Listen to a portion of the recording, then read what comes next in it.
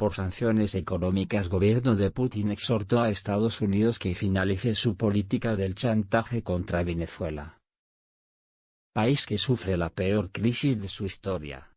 Rusia defiende a Venezuela y ataca a Estados Unidos.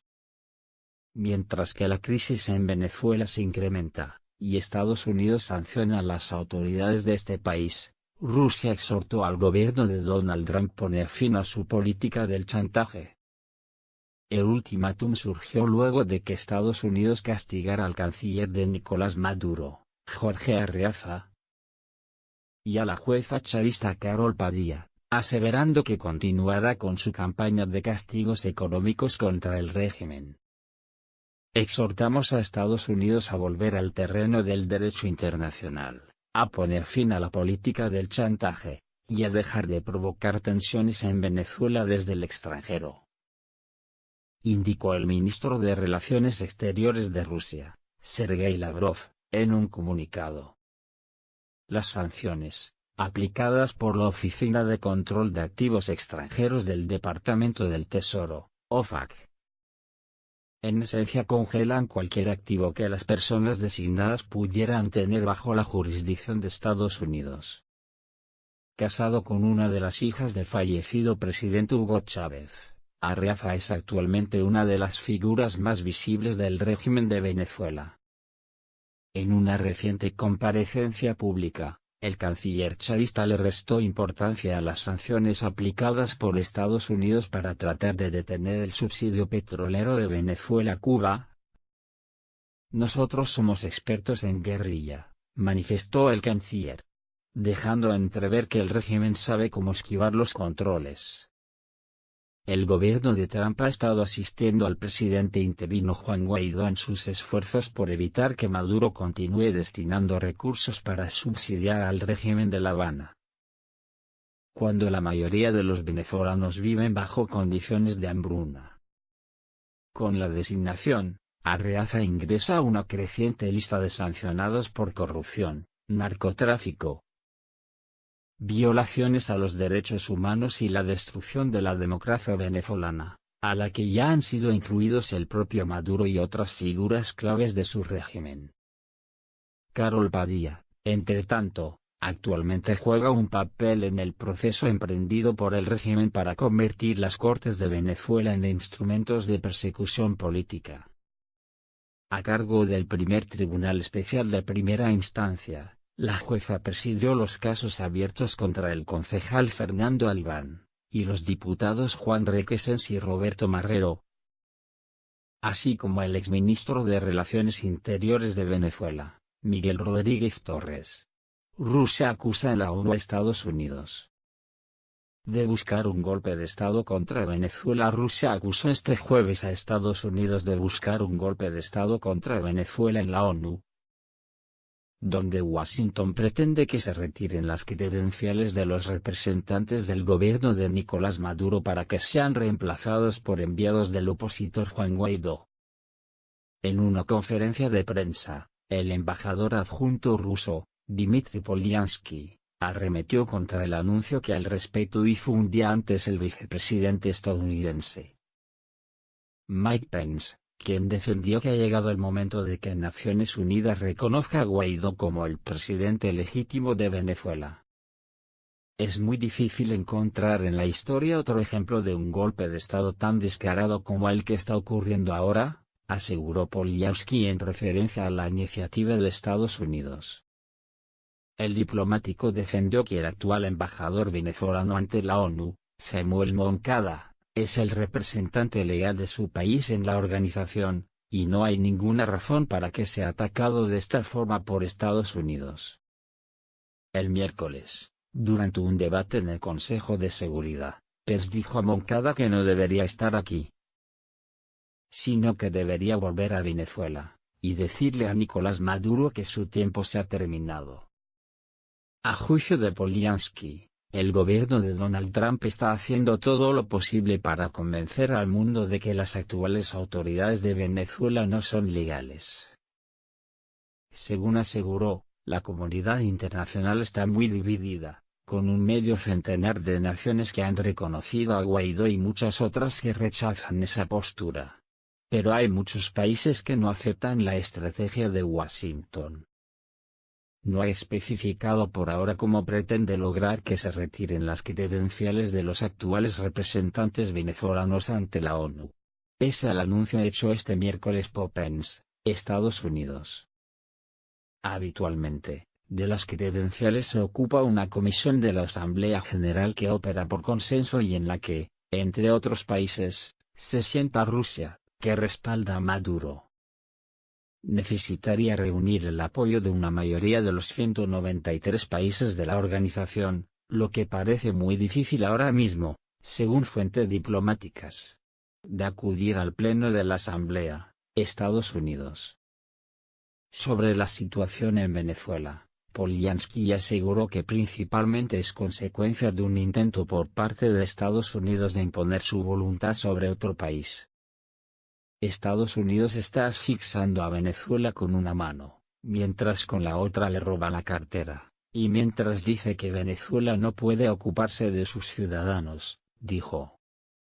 Según el diplomático, Washington trata de crear la impresión de que Venezuela es un estado fallido, cuando el principal problema para el país son las sanciones y la presión estadounidense.